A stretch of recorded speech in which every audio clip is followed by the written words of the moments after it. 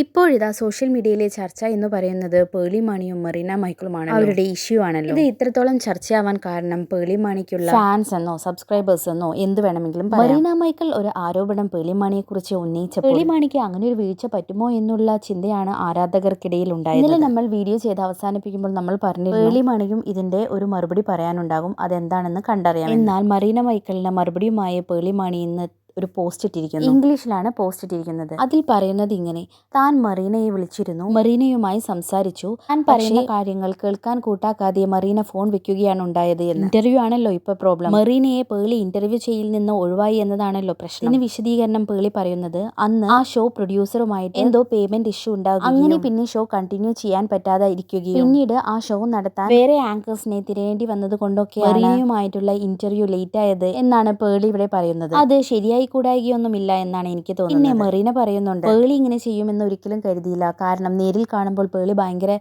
Friendly ടോക്കാണെന്ന്. Merina എവിടെയും പേളിയുടെ പേര് പറഞ്ഞിട്ടില്ല. മെറീന പറയുന്നത് പേളിയാണെന്ന് ആർക്കും മനസ്സിലാവുകയും ചെയ്യും. അങ്ങനെയുള്ള ക്ലൂസ് ആണ് മെറീന പ്രേക്ഷകർക്ക് കൊടുക്കുന്നത്. എൻ്റെ ഒരു അഭിപ്രായത്തിൽ പറയുകയാണെങ്കിൽ മെറീന ഈ ചാനൽസിലൂടെയൊക്കെ പോയിട്ട് ഇങ്ങനെയൊരു വിമർശനം നടത്തുമ്പോൾ പേളി അത്രയും ഫ്രണ്ട്ലി ആയ സ്ഥിതിക്ക് പേളിയോട് ഡയറക്റ്റ്ലി ചോദിക്കാമായിരുന്നു. പേളിക്ക് എന്തെങ്കിലും തന്നോട് ഒരു പേഴ്സണൽ വിരോധം എന്തെങ്കിലും കൊണ്ടാണോ താൻ തന്നെ ആ ഇന്റർവ്യൂ ചെയ്യുന്നതിൽ അന്ന് ഒഴിഞ്ഞു പോയത് എന്ന്. കാരണം ഇതിൽ പേളിയുടെ ഭാഗത്ത് ഫുൾ തെറ്റുണ്ട് എന്ന് നമുക്ക് പറയാൻ കഴിയില്ല. കാരണം പേളി പറയുന്നുണ്ട് ആ ഷോ പ്രൊഡ്യൂസറുമായിട്ട് എന്തൊക്കെയോ ഇഷ്യൂ ഉണ്ടായിരുന്നു എന്ന്. മെറീനയോട് ആ ടീമാണ് പേളി ഇന്റർവ്യൂവിൽ നിന്ന് ഒഴിഞ്ഞു എന്ന് പറയുന്നത്. ആ ഷോ പ്രൊഡ്യൂസറുമായിട്ട് ഇഷ്യൂ ഉണ്ടായ സ്ഥിതിക്ക് പേളിയോടുള്ള പേഴ്സണൽ ഗ്രഡ്ജ് വെച്ച് മെറീനയോട് ഇങ്ങനെ പറയാനും സാധ്യതയുണ്ട്. അതിന്റെ സത്യാവസ്ഥ മെറീന അന്വേഷിക്കേണ്ടതുണ്ടായിരുന്നു. വേണമായിരുന്നു ഈ സോഷ്യൽ മീഡിയ പ്ലാറ്റ്ഫോമിലൊക്കെ വന്ന് പറയാൻ. ഇപ്പോൾ തന്നെ പേളി തന്റെ പോസ്റ്റിൽ പറയുന്നത് മെറീനയ്ക്ക് ഫോൺ വിളിച്ചപ്പോൾ പേളിയുടെ വാക്കുകൾ കേൾക്കാൻ പോലുമുള്ള ക്ഷമ മെറീന കാണിച്ചില്ല എന്ന മറുപടിയുമായി മെറീനയുടെ ഒരു വോയിസ് പുറത്തു വന്നു. ഈ പറയുന്നതിൽ തീരെ കൺവിൻസിംഗ് ആയി തോന്നി, അഭിനയിച്ചു പറയുന്നത് പോലെയാണ് തോന്നിയത്. എന്നിരുന്നാൽ കൂടി